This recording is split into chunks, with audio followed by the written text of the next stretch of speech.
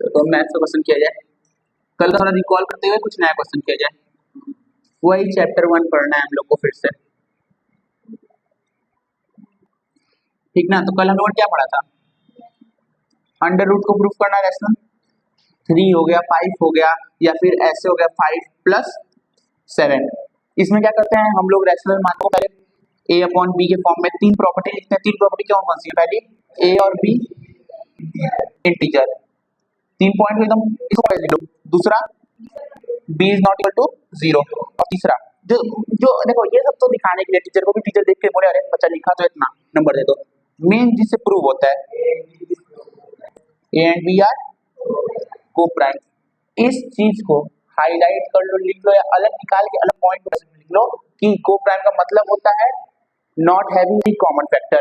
मतलब 2 और 3 अगर लिखा हुआ है तो इनके पास कॉमन फैक्टर 1 कुछ नहीं होगा। आप करके देख भी लिया जाए, 2 इंटू 3 का 3 इंटू, अब इसका एचसीएफ निकालने जाओ, कॉमन फैक्टर क्या है 1, 1 कुछ कॉमन फैक्टर है तो नंबर क्या हुए को प्राइम। यही मेन चीज है जो इस चैप्टर का हमको मेन हेल्प करेगा। इसके मैं इसको प्रूफ किया था, यहाँ तक कि इसको भी प्रूफ कर लिया था, बट छोटे छोटे क्वेश्चन तो हो गया। चलो हार्ड में चला जाए थोड़ा सा, जब क्वेश्चन आ जाए √3 + √5 लिया जाए √5, तब कैसे होगा, दोनों रूट में डालो ना। ये क्या है, ये छोटा मोटा क्वेश्चन है। बड़े क्वेश्चन में चला जाए जिसमें थोड़ा दम हो, तो आप चलो आज इसी को सॉल्व करना सीखते हैं।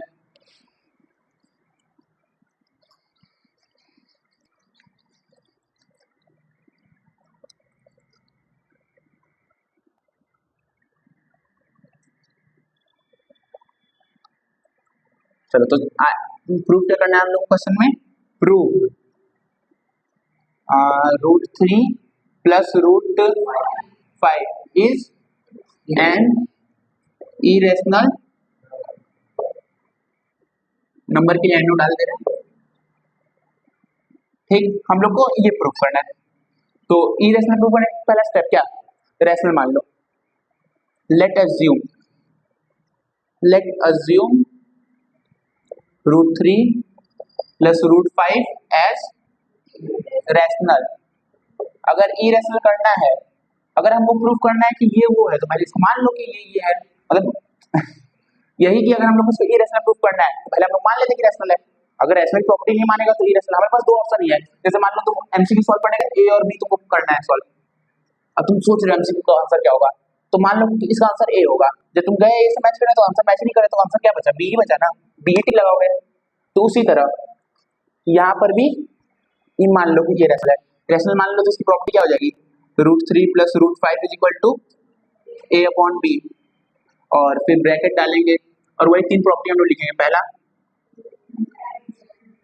इंटीजर, पॉइंट में इसमें कभी भी नहीं लिखा जाता, इसमें कॉमा कर लिखा जाता है, और यहाँ पे ऐसे डाल दीजिए तो पता चले, और b is not equal to 0 and both a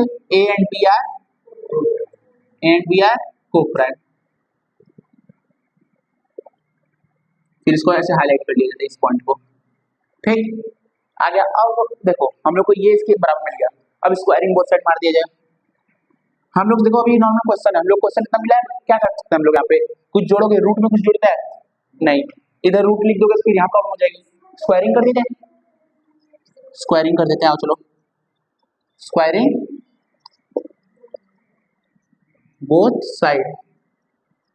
तो ये क्या हो जाएगा, √3 + √5 का whole square is equal to a upon b का होल स्क्वायर। स्क्वायर तोड़ तोड़ के देते जाओ, तो ये क्या होता है, a + b का होल स्क्वायर क्या होता है, a स्क्वायर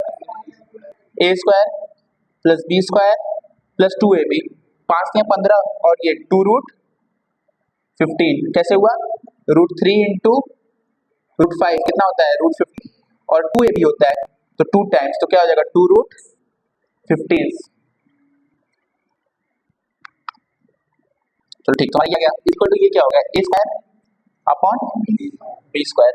अब सिंपल, अब हम लोग को ये किस फॉर्म में दिख रहा है, एक हम लोगों ने क्वेश्चन किया था 2 + √5 ना, तो अब हमें इसमें नंबर है और रूट है, हमें ये भी इस फॉर्म में दिख रहा है, 2 नंबर है ये रूट है, दोनों नंबर को जोड़ लिया 8 आ जाएगा + 2√15। अब देखो एकदम सेम इसी फॉर्म में हम लोग को दिख रहा है, कुछ अंतर है नहीं है। तो अब सेम वही मेथड भी लगा दिया है। तब बस ये क्वेश्चन ट्रिकी है, बस स्क्वायरिंग कर दो आंसर आ गया, बस सॉल्व करना शुरू करो। 8 को उधर भेज दो, 2√15 is equal to a square b square minus 8। आगे इधर फर्दर सॉल्व किया जाए तो इधर क्या आ जाएगा, 2√15 is equal to a square upon B square minus 8। LCM ले लोगे ए स्क्वायर और एलसीएम तो ये हो जाएगा 8 बी स्क्वायर अपॉन में बी स्क्वायर, यहाँ पे √15 और इधर इंटू 2। अब देखो 2 क्या है इसमें मल्टीप्लाई में, उस साइड जाएगा क्या हो जाएगा,